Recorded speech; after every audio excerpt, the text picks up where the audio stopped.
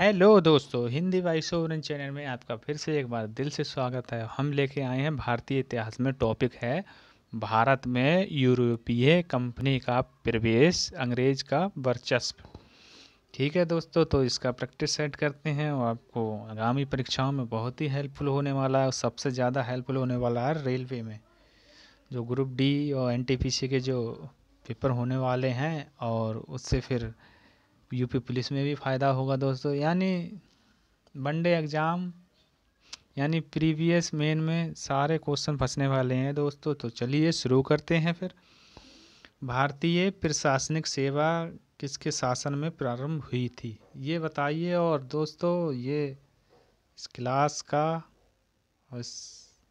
Important question है दोस्तों। तो right answer option number D, Lord Cornwallis ने। अगला प्रश्न दोस्तों, भारत में स्थानीय स्वशासन के जनक, ये भी दोस्तों इम्पोर्टेंट क्वेश्चन है। कौन है दोस्तों? इसका सही आंसर होगा option number C, Lord Ripon. अगला प्रश्न दोस्तों, भारत में 1882 में स्थानीय स्वशासन संस्थाओं की स्थापना किसने की थी दोस्तों? तो इसका सही आंसर क्या होगा? ऑप्शन नंबर बी, रिपन ने दोस्तों। चलिए अगला प्रश्न, भारत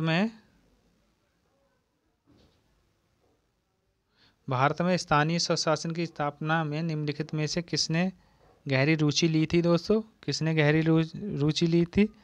तो इसका सही आंसर होगा दोस्तों लॉर्ड रिपन। अगला प्रश्न दोस्तों, गेट पे ऑफ इंडिया का निर्माण हुआ था, ये कब हुआ था प्यारे मित्रों? तो इसका सही आंसर होगा 1911 में। अगला प्रश्न, भारत में पहला समाचार पत्र किसने प्रारंभ किया था दोस्तों? इम्पोर्टेंट क्वेश्चन है, किसने प्रारंभ किया था दोस्तों? सही आंसर होगा जेम्स हिक्की ने। अगला प्रश्न प्यारे दोस्तों, और ये कब प्रारंभ किया था? तो ये किया था दोस्तों 1780 ईस्वी में जेम्स आंगस्टम हिक्की ने प्रथम समाचार पत्र प्रकाशित किया। इसका नाम द बंगाल गजट अथवा द कलकत्ता जर्नल एडवाइजर था। ठीक है दोस्तों।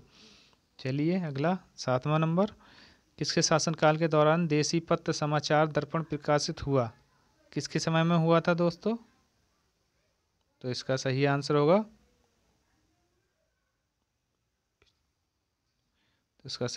Option number D, Marquess of Hastings. चलिए अगला प्रश्न दोस्तों, किस ब्रिटिश गवर्नर जनरल ने भारत में डाक टिकटों का प्रचलन प्रारंभ किया? दोस्तों मोस्ट इम्पोर्टेंट क्वेश्चन है ये भी। तो किसने प्रारंभ किया था दोस्तों ये? इसका सही आंसर होगा लॉर्ड डलहौजी ने। ठीक है दोस्तों। अगला प्रश्न दोस्तों, निम्नलिखित में प्रथम क्या था? गोद की नीति, स्थायी बंदोबस्त, सहायक संधि या दो सरकार? तो इसका सही आंसर होगा दोस्तों ऑप्शन नंबर डी, दो सरकार। नेक्स्ट प्रश्न, निम्नलिखित में से किस पद्धति का प्रयोग वेलेजली ने अपने राजनैतिक उद्देश्यों को प्राप्त करने के लिए किया था? किस पद्धति का प्रयोग किया था प्यारे मित्रों? तो इसका सही आंसर होगा ऑप्शन नंबर ए, सहायक संधि।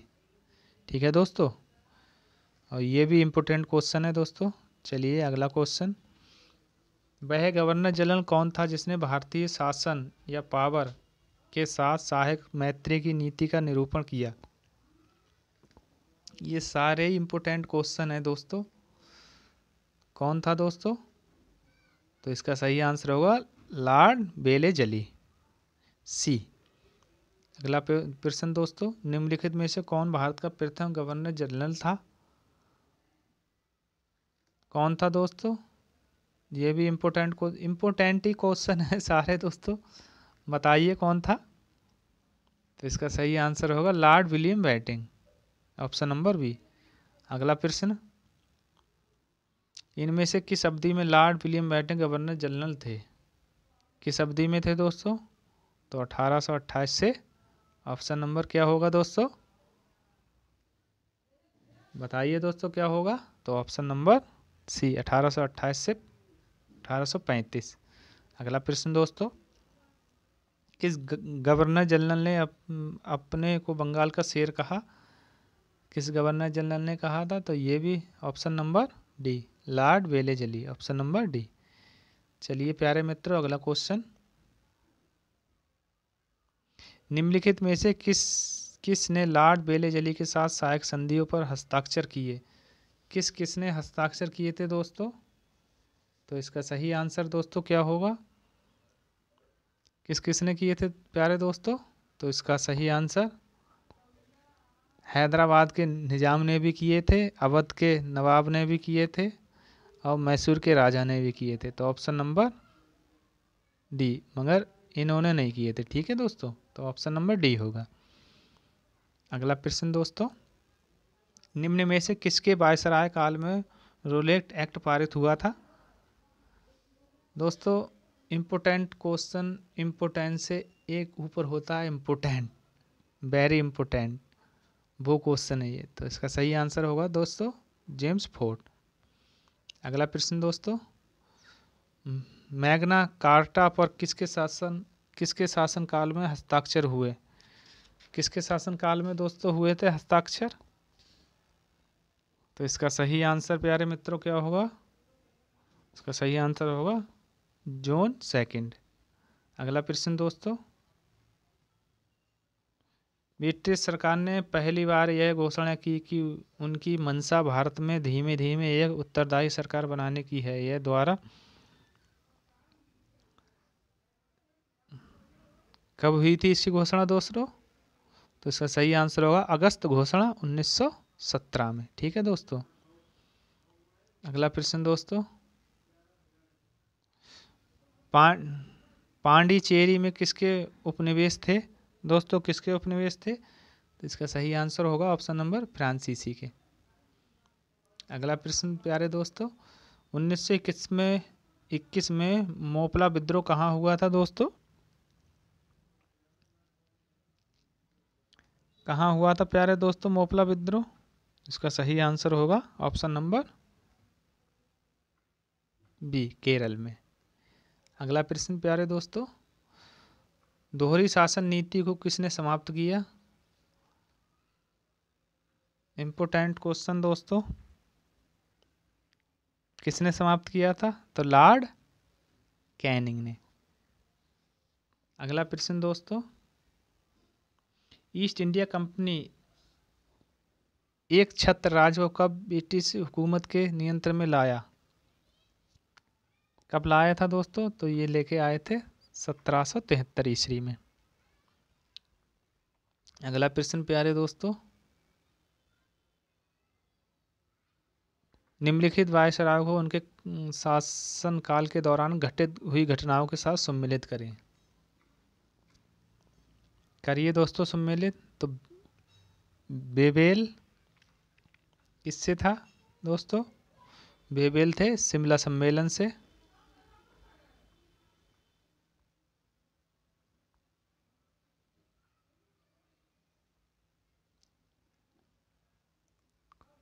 बेबेल थे शिमला सम्मेलन से। रीडिंग थे किससे थे दोस्तों? मोपला विद्रोह से। विलिंगटन किससे थे दोस्तों? सांप्रदायिक पुरस्कार से। और लिन थिग्गो किससे थे? पाकिस्तान के नए प्रशासन मांग से। ठीक है दोस्तों। चलिए अगला प्रश्न,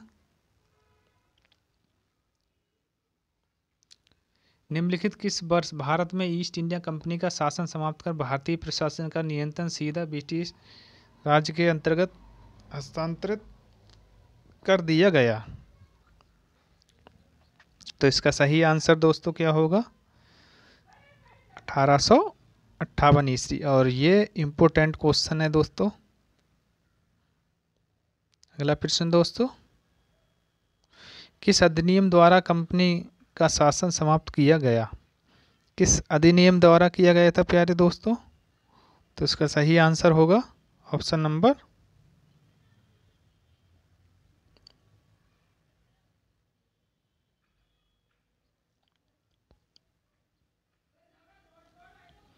इसका आंसर क्या होगा?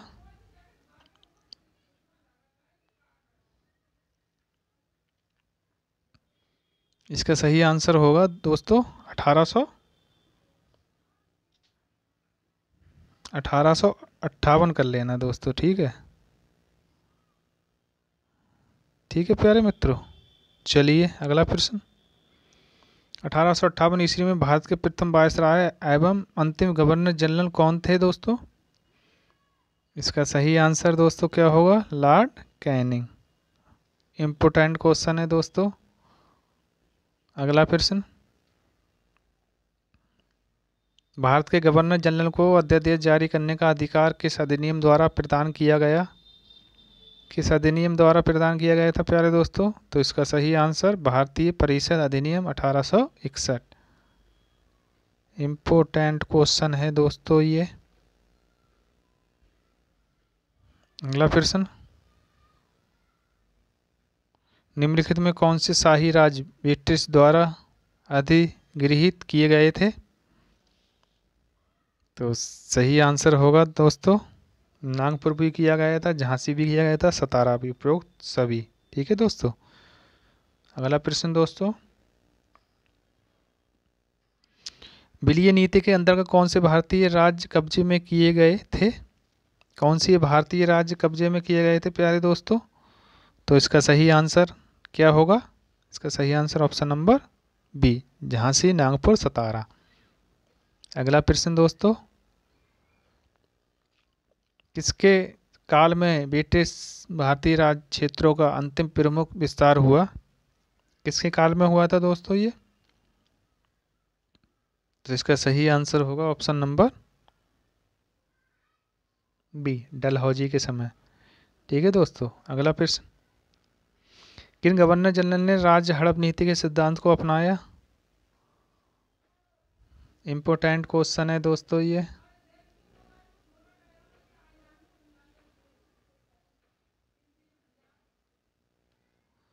सही आंसर क्या होगा दोस्तों? Lord Dalhousie. अगला क्वेश्चन। किस गवर्नर के कार्यकाल के दौरान कलकत्ता में विक्टोरिया मेमोरियल हॉल का निर्माण हुआ? किसके समय में हुआ था प्यारे मित्रों?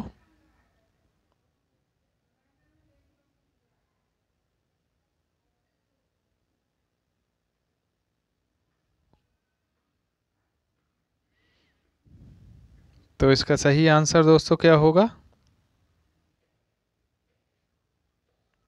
Option number B, Curzon. अगला प्रश्न दोस्तों।